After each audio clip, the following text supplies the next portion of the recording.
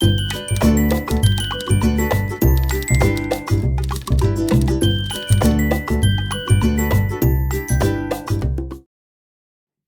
guys, it's Helene Foy. Welcome back to my channel. Today I am officially announcing my NaNoWriMo novel for NaNoWriMo 2020. And you would think, considering I am writing a fantasy series and I am in the final edits for book 1, you would think I would be starting book 2 of said series, especially considering I've drafted about the first fourth of that book. But no, I decided that I'm going to do a whole other project, and drum roll please, I will be doing my Icarus retelling, and the project title for that is Project Goldwings. I am very excited. If you want more information about Project Goldwings, I'm sure I'm going to be talking about it as this video progresses, but if you want even more details, go ahead and check out my previous video. I don't know when this video will be coming out, but I have a video out that's about all of my works in progress. It's the first episode of Tea with Helene, so make sure to check that out if you want even more details about Goldwings. It is currently the 5th of September, and I figured I'm gonna kind of get going. I did some of the outlining. I began outlining Thursday, and today's Saturday, so it's only been like 2 days ago, because as you know, if you watch my previous videos when I talk about Project Goldwings, I had written a few scenes. I've actually written 7 chapters of it, but the chapters are extremely short, and honestly I should probably be combining them, several of the scenes, into one, so they're longer chapters. Basically, this is how I started creating Project Goldwings. I started with the idea for an Icarus retelling. I brainstormed a little bit. This is what happened. I wrote the first chapter almost as a flash fiction. Yeah, it was a flash fiction experiment. And I really liked it. I really liked the vibe. And of course, it was very much a gold aesthetic, I guess, for that chapter. And I really liked it. I was surfing Pinterest one day and came across an Icarus aesthetic, and I was like, ooh. And then I kind of started realizing, okay, well, maybe these two could fit together, and I actually did a writing exercise. You retell a story from mythology, I believe, and you add some sort of emotion, like real emotion that you're feeling yourself, and combine those into making like a short little flash fiction or story or something. And so I ended up doing that, and that was about Icarus. And I was like, okay, this could actually go really well with this other flash fiction scene I had just written. So I was like, okay, let's try this. And I did a little bit of brainstorming and started writing some chapters. As the chapters were coming, I was getting to know the characters and getting to know the world, and also brainstorming in tandem. So that was fun. That was something I haven't really done much of, because again, I am an outliner. I'm a plotter / plantser now, and this is, I guess, where my plantsing is coming into play, because I'm brainstorming as I'm writing the first few chapters. So anyway, I decided, since I'm going to make this project my Camp Nano novel, I'm gonna need to have a more solid outline, and soon. Because it is the beginning of September. It is September 5th today. I think I mentioned that already. Who knows? I do have 2 months, September and October, but I figure, you know, better to be safe than sorry. I'm excited for this project, and ideally, I want to get a few chapters already like pre-written before Nano starts. I know I'm a cheater. I'm not a Nano purist to the point where I start a completely new project from page 1 at the first day of November. I don't do that. What works best for me, in order for me to achieve my goal, is I have to have a little bit already written to break through that initial blank page barrier, because that really gets me. So if I already have a little bit written, and I did this with the Rashindi Chronicles Idinth, that was one of my NaNoWriMo projects, And I had already written 30,000 words in the draft, and then I'd added another 50,000, was basically done with the book by the end of Camp Nano, which was really cool. So that would be ideal for this project. So that is why I am starting outlining so early, so that hopefully I'll be able to edit those first chapters I've already written and get going on writing some more chapters before Nano starts. So yeah, I thought I would bring you guys along with me as I get going on the outlining, and yeah, it's gonna be a nice little writing vlog today. Okay, so I'm gonna open up my Gold Wings outline draft. As you can probably tell, I am using the 3-act 9-block 27-chapter structure, and I owe that all to Maddie of Madeline Monahan's channel. So thank you, Maddie, for introducing me to this. I figured I'm gonna go ahead and try it for this particular novel because I think it might be kind of nice to try something new. You guys know how much I like to experiment, so we're gonna do that. Anyway, I've pulled up Katytastic's channel, and she has a really nice video about how to use the 3-act 9-block 27-chapter structure. And I'm gonna rewatch this. I've actually watched it several years ago, and hopefully gain some clarity and figure out really some sticky parts that I have specifically in Act 2. So maybe this will give me some inspiration about how to get past that. Hello and welcome. My name is Kat, and today I'm going to share an example of my 3-act 9-block 27-chapter outline method.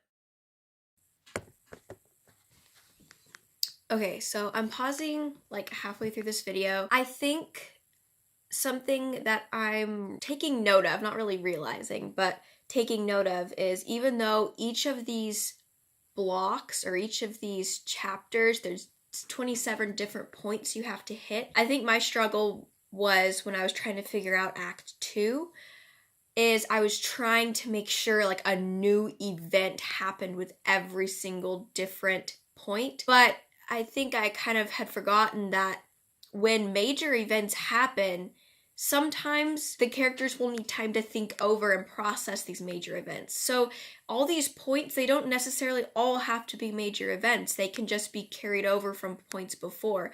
And that's going to make the story itself flow way better and seem to be a natural progression of itself.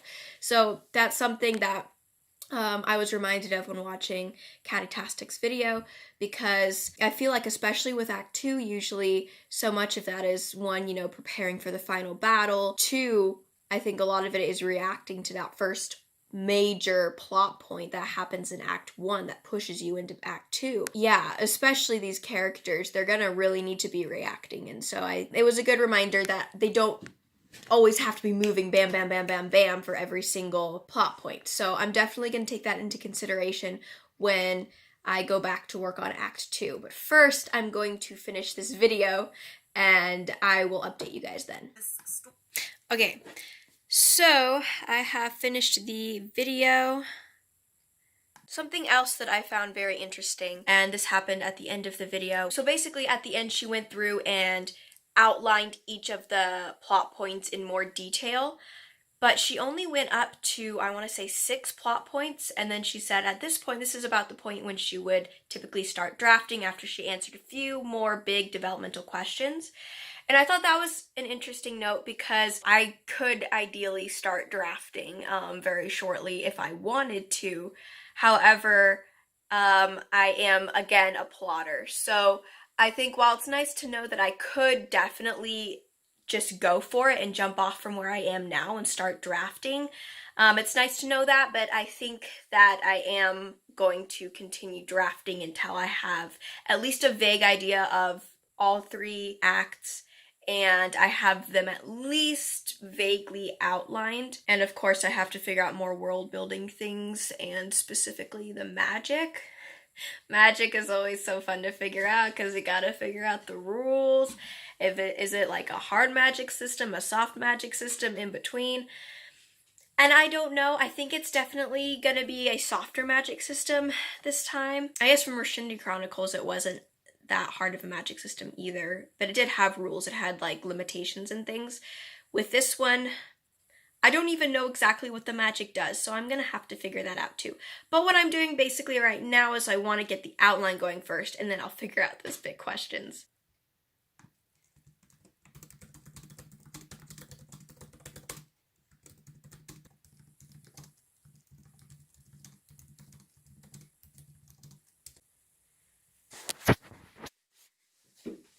Okay, so I made a little bit of progress. I guess, I don't know if I mentioned this very clearly at the beginning. I had outlined Act 1 of this on Thursday, and I had started on Act 2, but I was not feeling it. I'm almost at the point where I just don't know enough about the world to where I can create trials and I can create consequences for these characters' actions that are gonna work for the story. I think I need to know a little bit more about the world and their backstories and the characters, because I have an idea for one side character who hasn't been introduced yet in the chapters I've written. So I need to kind of play around with his character a little bit more, and I think I need to explore his backstory. So I'm gonna do that. But first, let's make some tea. Tea sounds really good.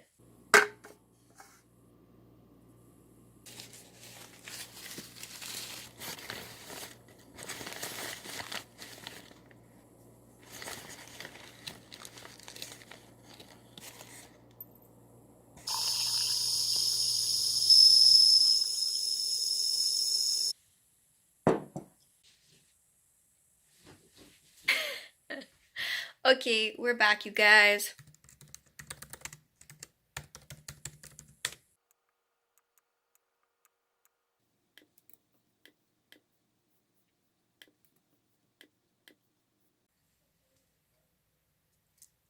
I got a revelation, you guys.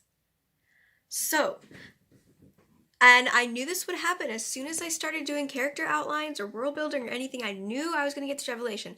So the main thing that was holding me up for Act 2 was the midpoint. You know, I was really hung up on that because it's going to change the whole facet of the story, that midpoint. Like, it has to be a big enough event or a big enough revelation that from then on, the way the protagonist goes about life is going to be all different because of that midpoint. Like, it has to be such a strong moment, and I was really struggling to come up with something. The best I had was that there was like an attack, like an animal attack. I'm not gonna say what kind of animal because spoiler alert. I think I might still have that because I think it would be a really good scene and it needs to happen, but I think I might just have it later on in the story.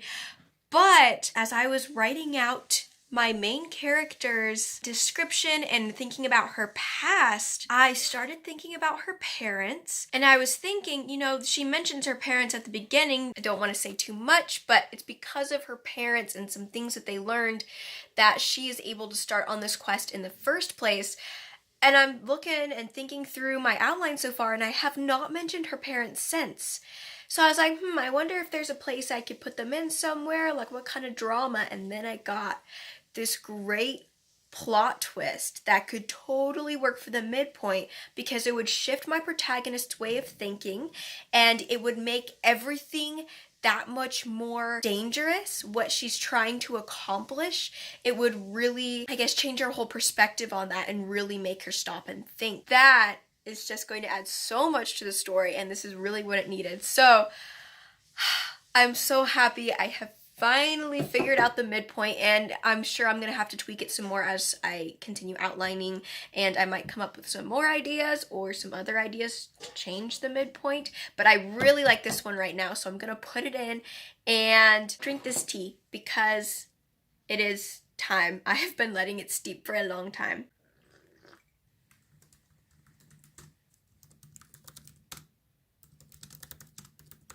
Hey guys, so we are outside now, and there's not a particular reason I'm outside. I just happened to realize that I have been in that same room for the past like 2 hours as I was working on this outline, and I was like, you know, these people are probably getting really bored just watching me in this one room writing, so we're outside for a change of scenery.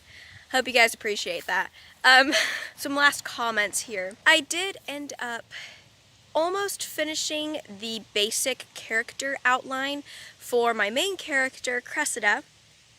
Also introducing her name for the first time. I don't think I've ever said her name before.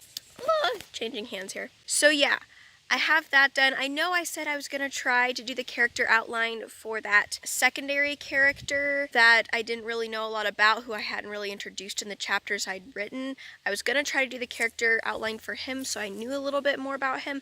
I didn't get there today. I think I'm gonna kind of take it slow, kind of let some ideas percolate in my mind a little bit. I don't want to just spit out, you know, the first ideas I get when I'm creating these character outlines. I want to try to dig deep and hopefully get some more creative ideas for their histories and their fears and their motivations, etc., etc. I'm excited to see what more revelations I'm going to get as I do the rest of these character outlines, and I know for sure once I start doing world building, the bane of my existence, by the way. Once I start doing world building, I'm going to get some great revelations for things that can happen in the plot. It's kind of one of those things, you know, I think it's interesting how, I mean, at least for me, I'm sure other people do it differently, but for me, I can't, you know, start with characters, then go to world building, then go to outlining. I can't do it in order. Like, I have to do them all kind of at the same time. But also, like, sometimes you can't really outline much if you don't know the characters. And sometimes you can't really write the characters if you don't know the world building. And so it's kind of interesting how I have to write, like, a little bit of each and just keep adding and adding and adding until basically I kind of get enough information where I can finish my outline. Yeah, that's kind of the point where I'm at right now. But that being said, that is my NaNoWriMo novel, and I hope you enjoyed this random little writing vlog. Definitely once NaNoWriMo 2020 starts, I will be updating you more on this story. But I just wanted to do a little video announcing it and talk about my experiences with outlining and where I'm at with it right now and my plans. And yeah, comment down below and let me know if you are participating in NaNoWriMo this year. If so, do you know what project you're working on yet? What genre is it in? Drop me some hints. I'd love to chat with you. And as always, please don't forget to like, comment, subscribe, and hit that notification bell so you can be alerted every time I post a new video, because I will be posting way more than I have in the past. I promise you guys, I promise. Also, don't forget to follow me on Instagram. I've been really into creating character aesthetics and things and story aesthetics, so I have posted many aesthetics in regards to Project Gold Wings, and I will definitely be dropping some more hints about the characters and maybe dropping some excerpts as I start writing more. And yeah, so be on the lookout for that. Make sure you follow me on Instagram. The link is down below, and I hope you all have a wonderful day.